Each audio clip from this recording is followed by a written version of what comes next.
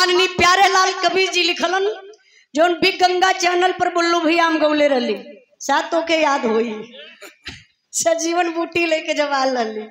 कैसे मास्टर साहब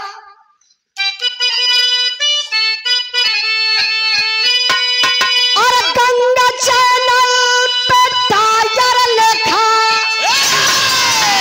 और गंगा चैनल पे टायर लिखा और घिस दे हम हो तो के बिरहा मुकाबला में घिस दे हम हो तो के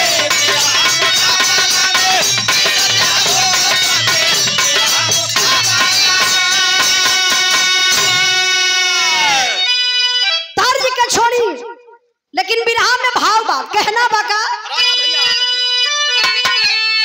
और झूठ बोले बोले कथवा और झूठ बोले बोले कथवा हई सुनावा पापिया हो हमरे राम काई जातिया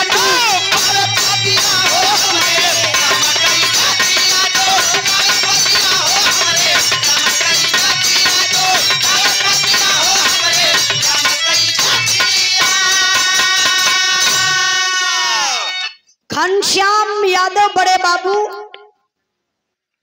अच्छा पूर्वांचल यूनिवर्सिटी में आप बड़े बाबू हैं कहां से गहरपुर कारोबार से आपके तरफ से 200 रुपए का पुरस्कार आपके चरणों में बहुत बहुत प्रणाम आशीर्वाद कचा रही।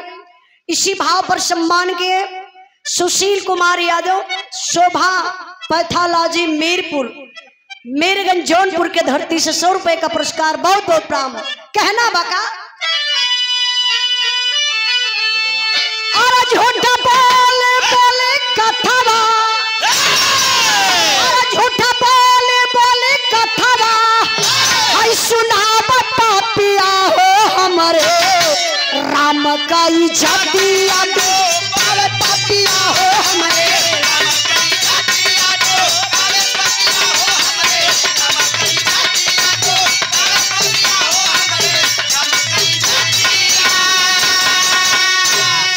छीट पार शादी दिहल फेंकी दिहल पानिया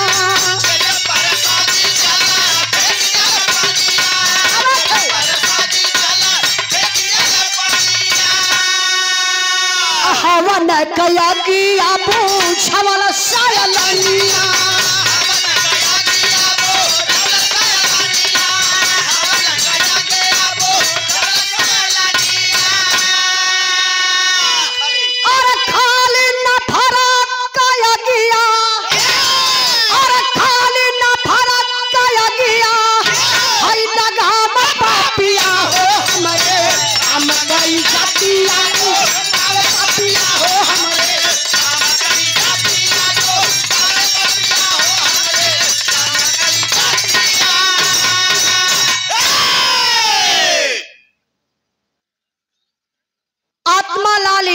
अध्यापक महोदय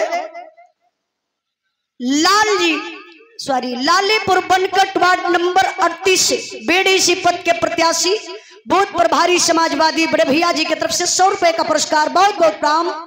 बिरहा पर ध्यान दे बाबू काग भुसुंडी कथा सुनावत होवे की बात उस समय की है जिस समय लक्ष्मण को शक्ति बाण लगा था हनुमान जी ने संजीवन बूटी लेने के गए थे तो सूरज के 100 योजन ऊपर से हेलो बिरहा के बड़े अच्छे कलाकार हंसराज यादव जी बड़े भैया जी की तरफ से 100 रुपए का पुरस्कार बहुत बहुत प्रणाम। हेलो हेलो ज्यादा कम होगा हेलो हेलो हेलो ठीक। हनुमान जी का बात सॉरी काग भुसुंडी का बात हनुमान जी सुनलन तमतमाए के खड़ा हुए लगे कालम मेरे प्रभु भगवान की भक्ति झूठी हो रही है मैं यहाँ कष्टई नहीं रुक सकता। हवनवा में पानी डाल देना परसदिया के वही पोछिया से पूरे जंगलवा भर छीट दहलन।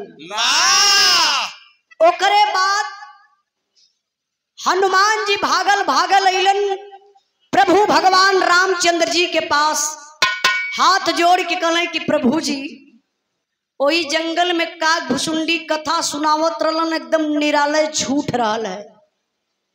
भगवान रामचंद्र जी सवाल कैलन हनुमान जी से, तू कैला का कथा के सुनला कि ना? हनुमान जी कहले प्रभु जी जहां आपका गलत कथा होई वहां हम बर्दाश्त करबे, कथवाई के भंग कर दहली। मतलब हनुमान जी कहले कि प्रसादी के पूरे जंगल भर छीट डाली और वही हवनवा में सुसु का दानी। हाँ ये वीडियो बनाओ गल का वही हवनवा में पानी डाल के बुझा देली, कथा भंग कर डाली। तब भगवान रामचंद्र जी सोचे लगले, कहला ओ मेरे भक्त हनुमान को भ्रम हो गया, अब मेरी बात नहीं मान रहा है, ये लगता है इसको घमंड हो गया। भगवान रामचंद्र जी कहले कि हनुमान जी तोहके तो पाप लग गयल, आय के हमसे सुना दहला, हमके सुनले के नातकारे पाप लग गयल। बिरहा के सुनने वाले भैया बाबू एक बात दिल और दिमाग से सुनल जाइए, पाप करने वाला ही पापी नहीं होता है, पाप को देखने वाला, पाप को सुनने वाला, गलत बात करने वाला आधा पाप को बांट लेता है। भगवान रामचंद्र जी कहले कि हनुमान जी तू कथा भंग कैला, तोहके तो पाप लगबे गयल, आय के हमसे बता दला, हमके सुनले के नातकारे पाप लग गए। हनुमान जी कहले कि प्रभु जी पपवाई छुट्टी कैसे? तब भगवान रामचंद्र जी कैलन का, 1 मिनट मास्टर साहब, पाही शेष मणि यादव पाही से कि अच्छा पाही बनकट से, शेषनाथ यादव पाही बनकट के धरती से 100 रुपए का पुरस्कार भैया के बहुत बहुत प्रणाम, आशीर्वाद बनल रहे। कहना है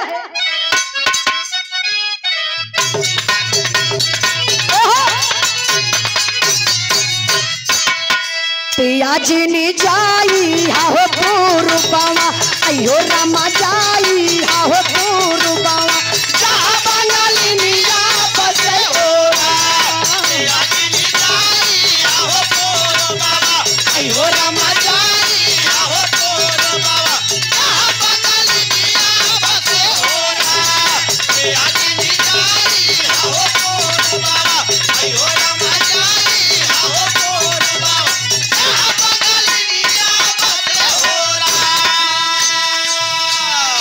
भाव पर ध्यान दई, भगवान रामचंद्र जी हनुमान जी से कहलन चला सरजू जी में स्नान करके ए पाप के धोली लिया। आगे आगे भगवान रामचंद्र जी, पीछे पीछे हनुमान जी चलल हुआ सरजू जी के घाट पर। तब भयल का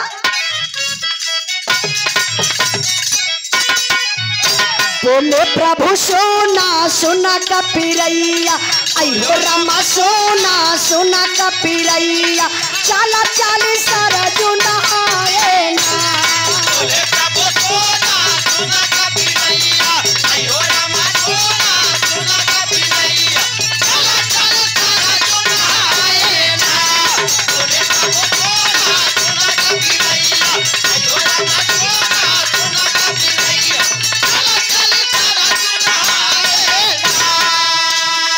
कपिवर के सांघावा में रघुरैया, अयो रामा सांघावा में रघुरैया, चली भैया सरजू नहाए ना।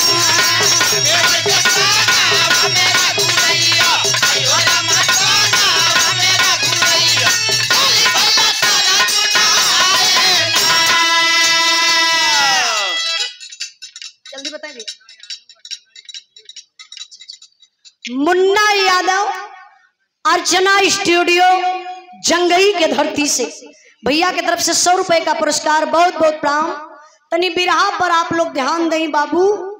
भगवान रामचंद्र जी आगे आगे पीछे पीछे हनुमान जी जाए कोई सरजू जी के घाट पर बैठ गईलन।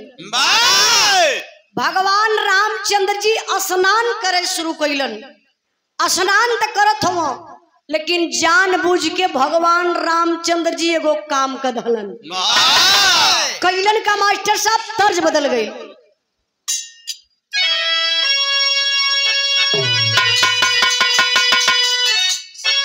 और चश्मा लगा के घुमा चढ़ के हीरो हुंडा बनल मोछ मुंडा। के कहा थो? के कहा था वो के तू ही बता दा।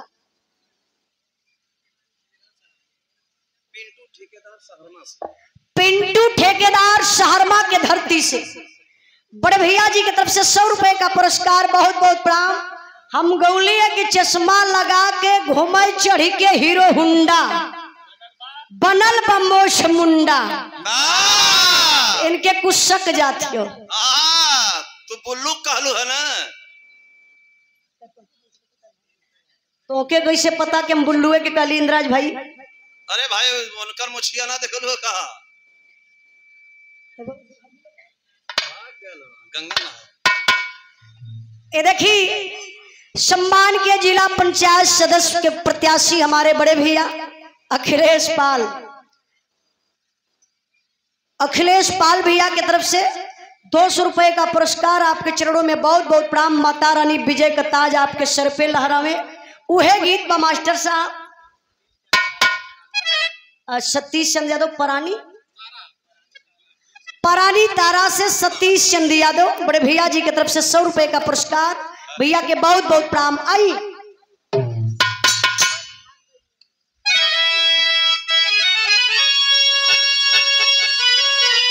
यही दर्जिया के स्वर्गीय रामदेव गुरु गावत रलन। काजरा की बिरहा माने रामदेव, रामदेव माने बिरहा। का गाँव का अंदाज रहे, लेकिन ही हमार अंदाज बा कैसे।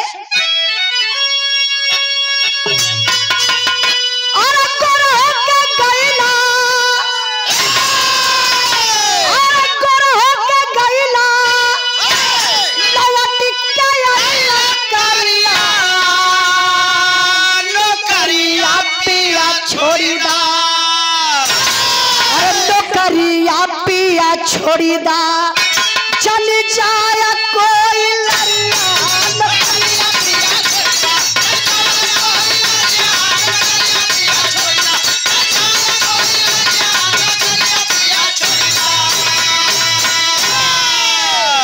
भाव पर ध्यान दई। भगवान रामचंद्र जी कैलन का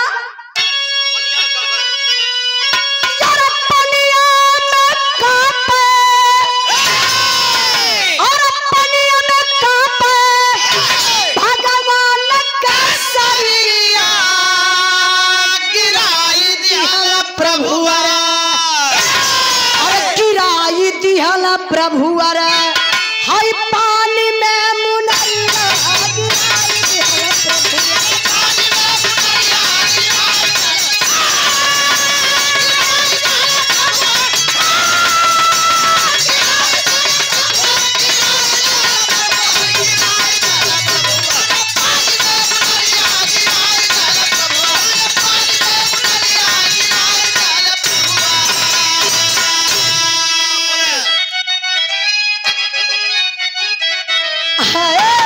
बोले श्री राम से कपिवर घबराई खोज के लिया व गैल मुनरी हेराई।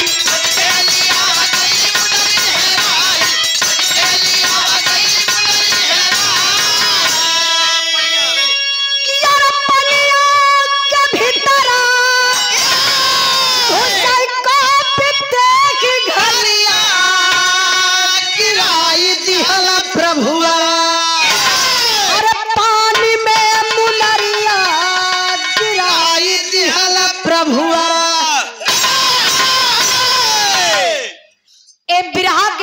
सम्मान की हमारे बड़े भैया गुलाब चंद्र यादव पकड़ी सी पपरावन हम कहीं पकड़ी गांव का नाम है। प्रधान प्रत्याशी, वर्तमान में प्रधान पद के प्रत्याशी हमारे बड़े भैया गुलाब चंद यादव जी, माता रानी विजय का ताज आपके सर पे लहरावे, 100 रुपए का पुरस्कार देके सम्मान किलन। सब भाई लोगों के नमस्ते प्रणाम। बिरहा पर ध्यान दें बाबू। भगवान रामचंद्र जी सरजू जी के किनारे बैठल हुआ, स्नान करत हुवन, और शरीरिया ऐसे लगल कपावे जानबूझ के। अंगूठिया पहले रहलन, ऐसा अपन अंगूठिया निकाल के कोई पनिया में गिरा दहलन। जब भगवान अपने अंगूठी के गिरौलन तो हनुमान जी के पुकार दलन, खला के रे मेरे भक्त हनुमान, गजब हो गया, हमारी अंगूठी तो पानी में गिर गई। अब आओ न ताव देखना, हनुमान जी छपाक से पानी में कूदल है।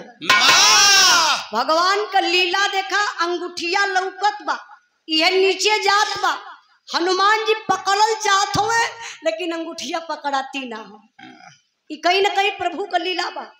अंगूठी पहुंचल 7 पताल के नीचे।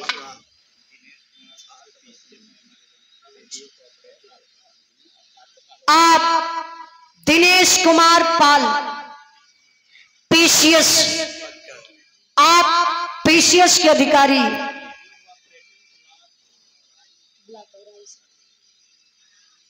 ब्लॉक भदोही ब्लॉक में इस समय आप तैनात हैं। यहाँ आयल हुआ कि ना भैया? अच्छा, बहुत बहुत धन्यवाद। एक बार जोरदार ताली बजा के आप लोग स्वागत सम्मान करें। ताली सबकर लगे के चाहिए। गांव का नाम अगर बेटी बेटा रोशन करे, पीसीएस अधिकारी, आजकल नौकरी पाई बड़ा मुश्किल हो गल बा। दिनेश भैया के बहुत बहुत दिल से धन्यवाद देत बानी कि आपने पढ़ लिख करके इस गांव का नाम ऊंचा करने का काम किए। शिक्षा वो शरणी का दूध है, जो पीता है वही गुर्राता है। आजकल तो देखा तो वह समाज में शिक्षा छीनल जात बा। बहुत बहुत प्रणाम। दिनेश भैया की तरफ से 500 रुपए का पुरस्कार आपके चरणों में बहुत बहुत प्रणाम। एक बार फिर से जोरदार ताली बजा के आप लोग स्वागत करिए। तलिया आप लोग बजा ला, नहीं तो हम कही ला जे ताली ना बजाई। अगले जन्म में घूम घूम के बजाई। कहाँ लोग बजाई? रेलवे स्टेशन पे। कैसे लोग बजाई?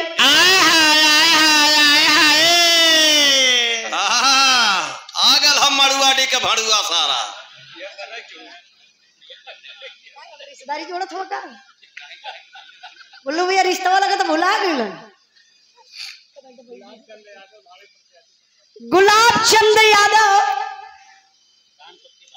प्रधान पद के ना भैया, गुलाब चंद यादव। अच्छा, पुनः दूसरा पुरस्कार हमारे बड़े भैया गुलाब चंद यादव, भावी प्रधान पद के प्रत्याशी भैया की तरफ से पपरावन गांव से 100 रुपए का पुरस्कार। माता रानी विजय का ताज आपके सर पे लहरावे।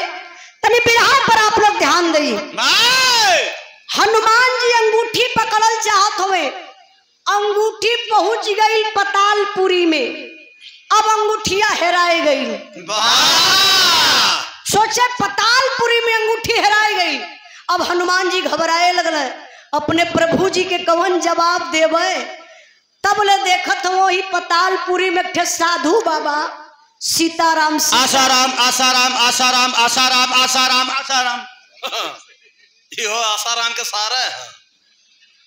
आसाराम के भक्त यहाँ भैया, आसाराम का भक्त के तरी हाथ उठावा लोगन तो। अरे के चचा आप हुआ आसाराम का भक्त? नहीं, दिल से। एक आइयो आसाराम का भक्त हो, गुरु भाई आप लोग हो गईला। आई हो आसाराम का भक्त हुआ, आई कक्का हुआ। जब ले आसाराम भक्ति करत रहना तब ले लोग फोटो रख के पूजा करे। और जब आसाराम गंदी हरकत में पकड़ा गिला, दादा बुरा मत मनिया, आप भक्त हुआ। जब वो लड़की के छेड़छाड़ में पकड़ा गिले आसाराम, तो आई दोनों पट्ठा का कहना उनकर फोटोआ ले जाए के बेडरूमे में रख डाले हुआ कि रात भर यही ललचाए। ललचाए मतलब रतिया भर देखिए इन्हन के। हाय बिरहा पर ध्यान दई। पतालपुरी में भगवान राम सीताराम सीताराम सीताराम का जाप करत हवा। तबले हनुमान जी गईले कहला प्रभु जी आपके भक्ति में थोड़ा से व्यवधान डालत बानी। हम पूछत बानी हमरे प्रभु भगवान रामचंद्र जी के एगो अंगूठी आइल है, आप देखला है का? तो साधु बाबा कहला कि ये बचवा देखली है, परेशान मत हुआ, और जन घड़ीला देखत हुआ ना जा वही में हाथ डलबा पाई जाइबा। अब हनुमान जी गईले वही घड़ीला में हाथ डलन तो भयल का मास्टर साहब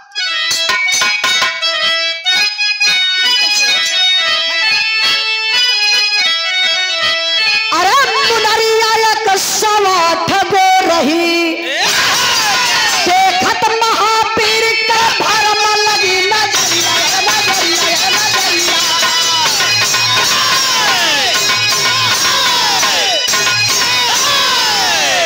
मुनरिया 108 गो रही। बड़ी सोचने की बात है, हनुमान जी का एक गो अंगूठी, सॉरी भगवान रामचंद्र जी का एक अंगूठी गई और पतालपुरी घड़ीलवा में 108 गो रहल। यह चमत्कार बा हमरे बिरहा में। ऐसा हनुमान जी उठा निकलना अंगूठिया तो भरी अजूरी अंगूठी गिनत हुआ तो 108 गो अंगूठी, सब एक परन का अंगूठी, समझे में ना होता कि कौन बहिन का आइल है। तो भरी अजूरी का अंगूठी हनुमान जी लेके गईले साधु जी के यहाँ। कहना प्रभु जी हमारे प्रभु भगवान रामचंद्र जी का जो अबहिन का आइल अंगूठिया उहे निकाल के दे दिहल जा। साधु बाबा वही अंगूठी के निकाल के हनुमान जी के देहलन, जो 107 गो अंगूठी रहल हनुमान जी वही घड़ीला में रख दलन। एक अंगूठी के लेके भगवान रामचंद्र जी के पास अलन तो सवाल कैलन, कहला प्रभु जी आपका अंगूठी गई एक गो, पतालपुरी में जाए के 108 गो हो गई। प्रभु जी हमके अंगूठी का कारण बताई। भगवान रामचंद्र जी बतौलन का मास्टर साहब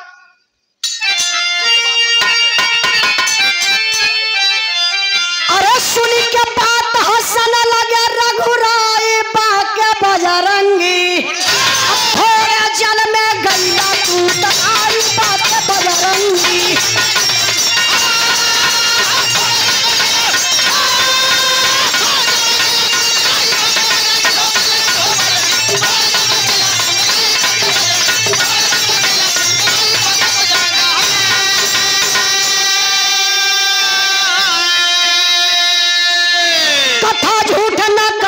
होले पावन होले पूजा हो, भक्ति के सम दुनिया अंदर और न कोई दूजा हो। मुनरी का भेदावा तो हम मिल जाई बाके बजरंगी, थोड़े जल में गैया तू तराई बाके बजरंगी।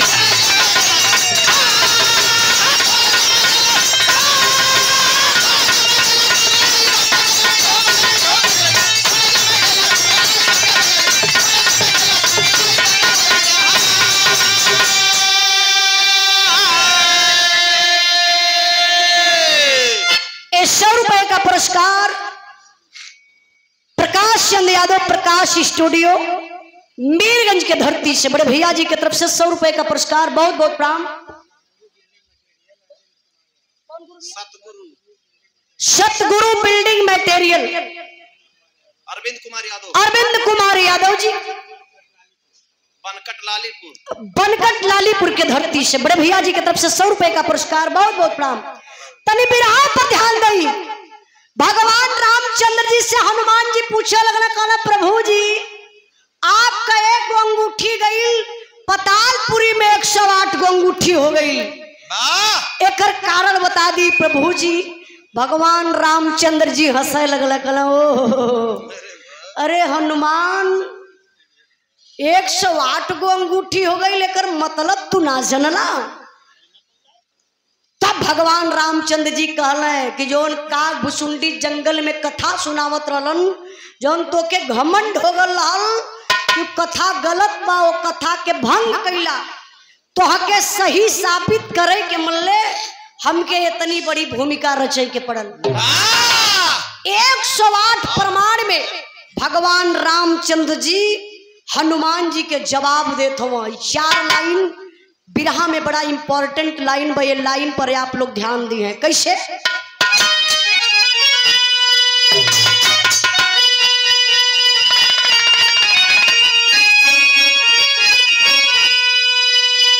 राम सूरज प्रजापति एडवोकेट साहब निगोह के धरती से आपके तरफ से 100 रुपए का पुरस्कार आपके चरणों में बहुत बहुत प्रणाम आशीर्वाद का चाह रही। कहना है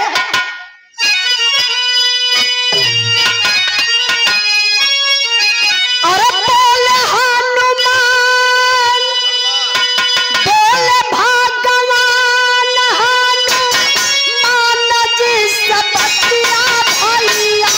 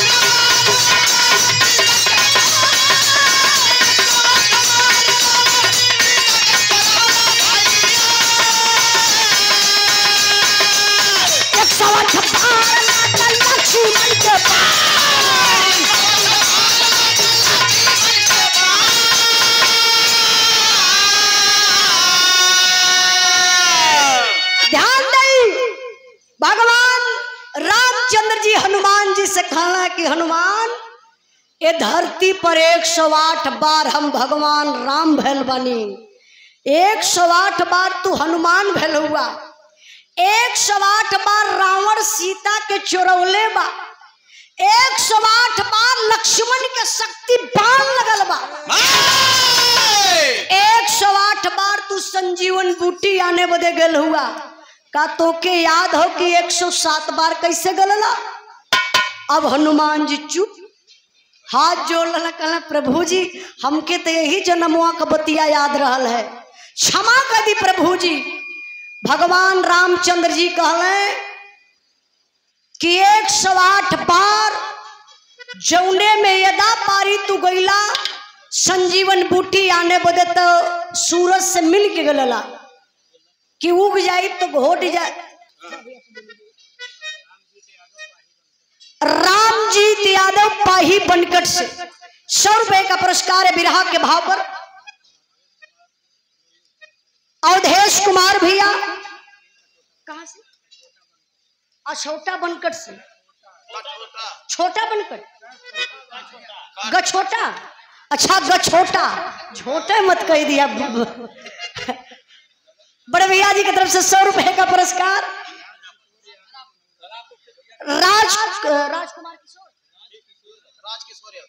राजकिशोर यादव, गुरुदेव का लंबे चल गई लिया, पैसा खोजत हो घूम घूम। हाँ तो देखा मतलब ये होला, हर व्यवस्था में देखत बानी गुरु जी का बहुत बड़ी भूमिका बा। माननीय सुदामा पाल जी, गुरु जी बहुत बहुत धन्यवाद। ये भैया की तरफ से, राजकिशोर भैया की तरफ से 151 रुपए का पुरस्कार, बहुत बहुत प्रणाम। ये दादा का पुरस्कार है का? दादा पाल खिला कल्लू प्रजापति थानापुर से, धानापुर, अच्छा कल्लू प्रजापति दादा की तरफ से। देखा बुजुर्ग इंसान हुआ। इंद्राज भाई जब हम बूढ़ पुरनिया लोगन का इनाम पाइला तो हमके बड़ा अंदर से कष्ट होला। तो 1500 मिला के वापस कह दा। आज वाली तनखैया तोड़ देगा। बहुत बहुत बाबू जी के प्रणाम। इहो तमाकू बदे रखले रहलू, सोचलो कि आई उजलवा तो ही के देवे। धन्यवाद, प्रणाम। आप मेवालाल पाल सगरा बनकट से आपके तरफ से 100 रुपए का पुरस्कार, बहुत बहुत प्रणाम। 1990 से यहाँ कार्यक्रम आई तरी बिरहा पर ध्यान दई। भगवान रामचंद्र जी जब इतनी बात बतौलन बाबू, हनुमान जी का शरीर कांप उठल। काला प्रभु जी हम चाहत बानी कि कलयुग में कोनो ऐसा स्थान दे दी है या जवन आपका पूजा कलयुग में भी लोग करे। 108 गो अंगूठी के भगवान रामचंद्र जी लिया के कलयुग में स्थान देत हुआ। वो स्थान का बा बिरहा का मेन पॉइंट ही है बा मास्टर साहब। अब राजनाथ तिवारी गुरु जी की तरफ से 100 रुपए का पुरस्कार, आपके चरणों में बहुत बहुत प्रणाम। हमारे गुरुदेव मेहनत करते बोले के बाद हाँ नंबर खत्म होता। आप संजय यादव ठेकेदार, ग्राम सभा भटार जौनपुर के धरती से। अच्छा मोबाइल में जब बता ना वह बात है। 151 रुपए का पुरस्कार देकर सम्मान के लिए संजय यादव ठेकेदार महोदय जी, बहुत बहुत धन्यवाद।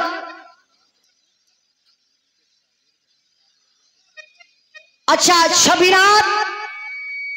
छबिनाथ गौड़ हमारे गुरु जी के आप शागिर्द हैं। दोनों जने बहुत मेहनत करत हुआ, चाहे पार्टी के लिए हो चाहे पब्लिक के लिए हो, बहुत मेहनत करत बानी गुरु जी और छबिनाथ गौड़ जी, बहुत बहुत धन्यवाद प्रणाम। ये 100 रुपए का पुरस्कार देके आप सम्मान के लिए। बिरहा का आखिरी लाइन आखिरी पॉइंट बात नहीं आप लोग ध्यान दी है। एक कलयुग में भगवान रामचंद्र जी का पूजा कैसे होत बा।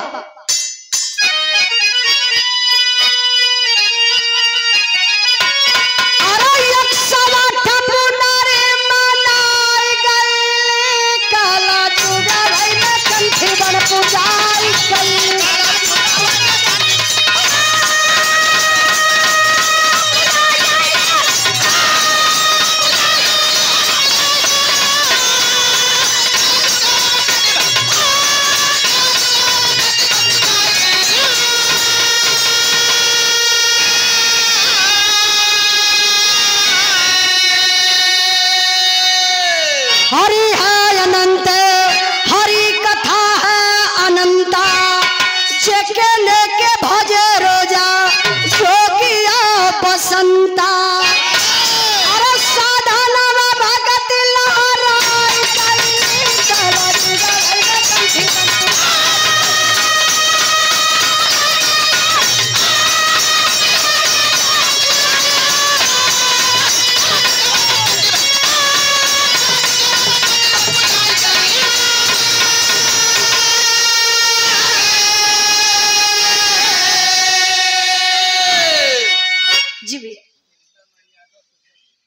चिंतामणि यादव सुखदनपुर के धरती से। गौवा का नाम पहली बार सुनल जाला, थोड़ा कंफ्यूज हो जाला। ग्राम सभा बहुत बड़ा है, देख ही में लगता है इतना पूर्वा यहाँ है कि हमके समझ में आ गया कि बहुत बड़ा ग्राम सभा बा। जो यहाँ का प्रधान बा इंद्राज भाई, बहुत नेक और बड़ा संघर्षशील व्यक्ति। अरे भैया तो मालो बहुत आवत है। चिंतामणि भैया की तरफ से 200 रुपए का पुरस्कार और सुरेश यादव सुखदनपुर के धरती से 100 रुपए का पुरस्कार भैया के बहुत बहुत प्रणाम। रामलाल प्रजापति भैया की तरफ से 51 रुपए का पुरस्कार, बहुत बहुत प्रणाम। नन्हो राम यादव व्यापारी, आप भैंस के व्यापारी हैं, 51 रुपए का पुरस्कार भैया के बहुत बहुत प्रणाम। आरके पब्लिक स्कूल चरौना के धरती से राजेश कुमार यादव अध्यापक महोदय जी की तरफ से 200 रुपए का पुरस्कार, गुरु जी के चरणों में बहुत बहुत प्रणाम। आई बिरहा पर ध्यान दई। 108 को मुनरी मनाई गई, यही कलयुगवा में कंठी बन पूजाई गई। हनुमान जी के कहला पर हनुमान जी कहला प्रभु जी आपका एक अंगूठी 107 गो अंगूठी पतालपुरी में 108 गो अंगूठी के कोनो कलयुग में स्थान दिहल जा। 108 गो अंगूठी के भगवान रामचंद्र जी इहे कलयुग में स्थान दलन। कुछ लोग कहेला रुद्राक्ष का माला, कुछ लोग कहेला तुलसी का माला। अपने हिंदू धर्म में 108 गो दाना का माला होला। चाहे आपके घरे हुई तो जाए के गिन लिया, घरे ना होई तो कोनो मंदिर पर जरूर होई, आप लोग जाए के मंदिर पर एक बार जरूर इंक्वायरी कर लिया, गिन लिया। अगर 108 गो दाना का माला बा तो सच माला बा, हे सच्चा माला बा। आ 107 गो दाना का माला बा तो लक्ष्मण का माला है। कहे वो छोट में कम रही। और 109 गो दाना का माला बा तो तो सीता के रही। ई कहे मेहरारू का रक्षण ज्यादा है। तू यहाँ हमार बात काटल हुआ कि बिरहा गवे बतावत है। नहीं भैया, इनके काहे पर आप लोग मत या नहीं तो कंफ्यूज हो जाइबा, दिल से भक्तियों न कपैबा। 109 गो दाना का माला बा तो नकली बा, 107 गो दाना का माला बा तो नकली बा। जब तक कि 108 गो दाना का माला ना बा तब तक भगवान का भक्ति पूरा ना हो सकेले। यही से अपने हिंदू धर्म में आप लोग देखल जाला, भोर में स्नान कैले के बाद जोगी संत पुजारी सब लोग कोई मलवा के लेके जाप करेला।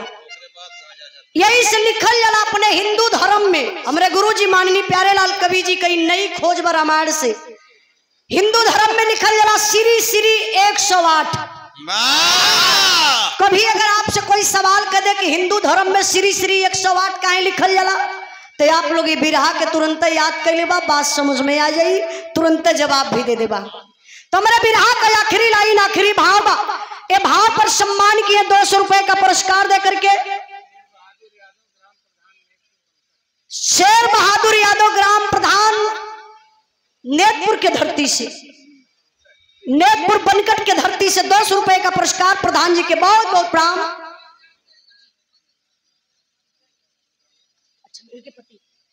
कैलाश नाथ यादव प्रधानपति, आप प्रधान जी के पति देव हैं, बहुत बहुत धन्यवाद प्रणाम। 200 रुपए का पुरस्कार देकर सम्मान कैलन भैया के प्रणाम। सब भाई लोगों के नमस्ते प्रणाम।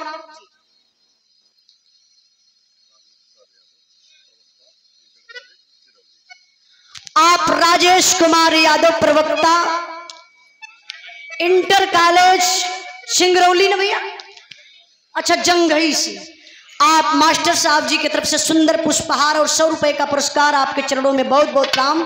सब भाई लोगों के नमस्ते प्रणाम। बिरहा का आखिरी भाव बा, आखिरी लाइन में मास्टर साहब पूरा।